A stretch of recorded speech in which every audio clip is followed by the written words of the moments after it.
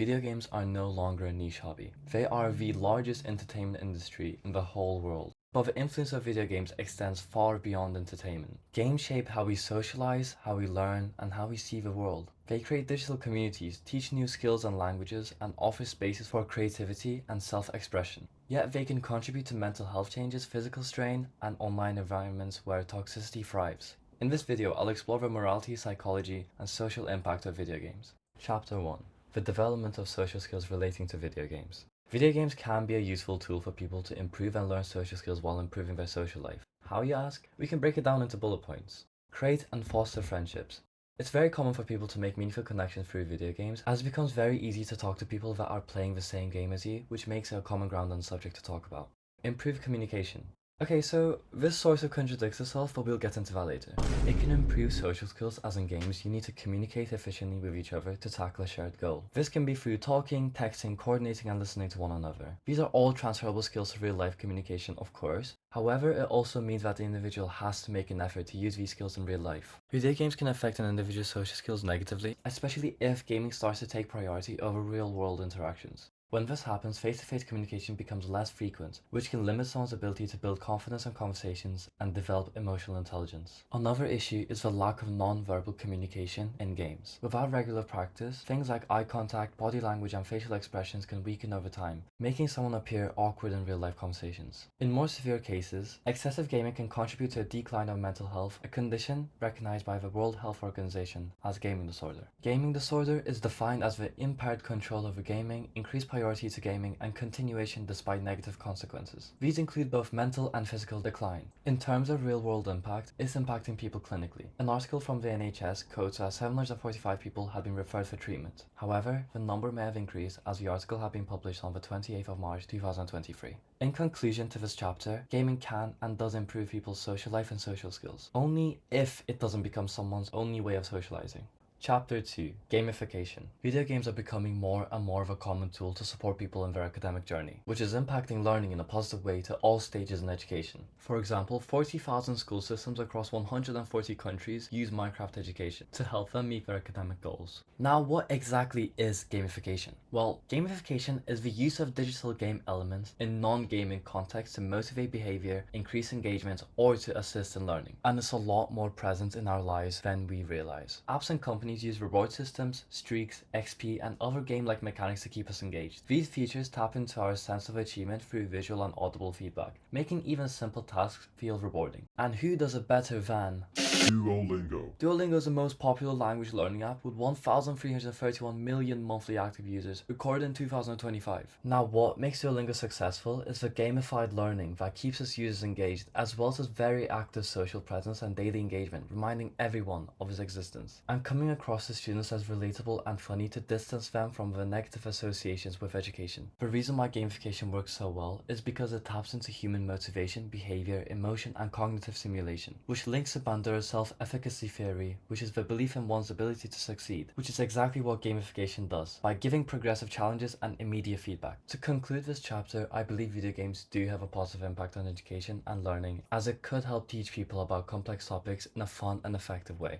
Chapter 3. Video games and how they help shape morals. As I stated before, video games are not only for entertainment. They also shape the way we think, feel, and respond to the environments around us. Through storytelling and decision making, games often place us in situations that challenge our values and force us to confront moral dilemmas in ways that traditional media cannot. An example of a nature-related, morally impactful game is Endling, which is considered to be a serious game. This genre of games are created not just for entertainment, but to encourage exploration, self-reflection, and make emotional connections with the message of the game to the player. What makes Endling a serious game is its informative and moral intent, as you get to play as the last fox on Earth and witness the wrath of humankind and the ecological harm it causes firsthand. By placing the players in this position, it allows for the player to be more empathetic towards the environment. I believe this is a beautiful message and should be implemented in young people's education, not just to make them educated about the topic, but to feel the emotional weight of the subject. The emotional impact on the player from these type of games are often complex. However, this emotional mixture is what binds the player to have an emotional connection to the matter of the game, and could develop the player to carry on these feelings into real life actions. To conclude this chapter, I believe that certain games can socially and morally impact people in a positive manner. However, this lies heavily on the type of game the person is playing. This brings us on to our next chapter. Chapter 4. video games, and their relation to violence and aggression. The American Psychological Association, also known as the APA, considers violent video games to be a risk factor for aggression and notes that they may contribute to decreased empathy. However, the APA also states that there is no clear evidence linking violent video game exposure to criminal behavior or delinquency, meaning the effects appear to influence behavior and emotion and not real-world crime. In summary, any source of media consumption with high frequency is inevitably going to impact you and alter the way you think and or feel. So it's not a complete shock to think games like Call of Duty or Counter-Strike Go will desensitize you to gory images, violent behavior, and decrease your pro-social behaviors such as empathy. Final chapter. Representation of women in video games. Let me begin this chapter by disclosing the fact that trying to condense the entire sequence of how women are represented is near impossible and would be undermining. For every empowering, complex female protagonist, like Ellie from The Last of Us, there is another character designed with a near insulting narrative and impractical set of clothes, like Quiet from Metal Gear Solid 5. With the acknowledgement of this, it would be more insightful to analyze the patterns and the recurring implications that shape how women are portrayed and by extension cause a long-term effect on how these players will subconsciously view women. Across decades of game and character design, women have been frequently objectified, sexualized, stereotyped, or flattened to a one-dimensional character, whose primary goal is to be a decoration or motivate the male character. These tropes are not only insulting, they also create the normal of what is in the digital world, and like I said before, shape the minds of people of how they see women outside of gaming. Over-sexualization of women in video games has been a constant problem for a really long time, and only in recent years it has shown improvement. As a university student studying games art, we are told that a good character design should explain and justify the why for the appearance of the character and how their design elevates the story, the character's personal direction and development, which obviously makes sense. For example, Kratos from the God of War,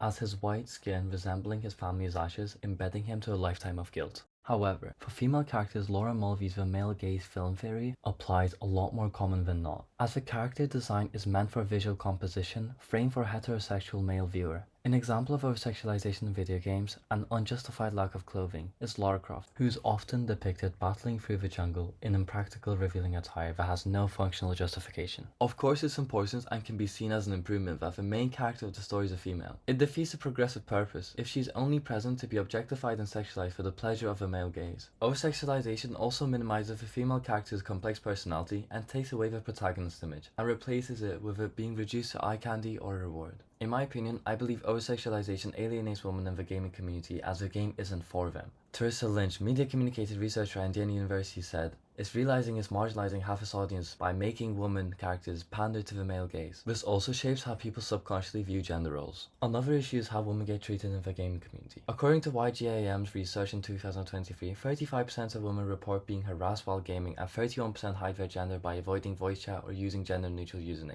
40% of female gamers have experienced verbal abuse from male gamers while playing online multiplayers, and 27% reported they had been excluded from participation in games because of their gender, displaying the significant social and psychological effects of gender-based aggression in gaming environments. An example of a content creator that documents her experiences relating to this topic is Sasky, who is a Twitch streamer and a YouTuber. She's fat, she's been angry since she realized she was obese, bro. This is a small clip out of many that she records. This small clip, however, is crucial as evidence to my point. The last issue I will bring up is the sheer number of games that barely include women, or just don't include them at all. And this is almost never a thoughtful contextual choice based on the game setting. It's usually just a byproduct of who the developers imagine as the default player. In representation studies, absence is never neutral. As Manfia Diawara argues in his theory of spatial narration, when a group is missing from a space, that absence symbolizes a lack of power, agency, and narrative ownership. An example can be clearly seen in games like Team Fortress 2, a group of 9 characters, each with eccentric and exaggerated personalities and nationalities. However, not one single female character.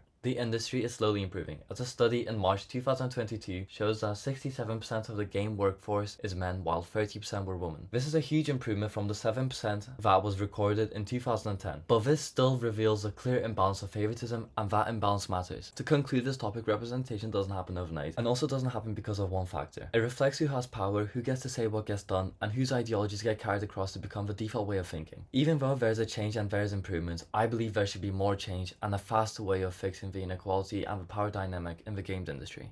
To conclude this video games have a powerful social impact, both positive and negative. They can build connections and even support learning, but they also thrive in toxicity and hate, weaken social skills, and can contribute to negative mental health. Overall, games shape how we connect, how we communicate, and how we understand each other, for better and for worse. Thank you for watching my video.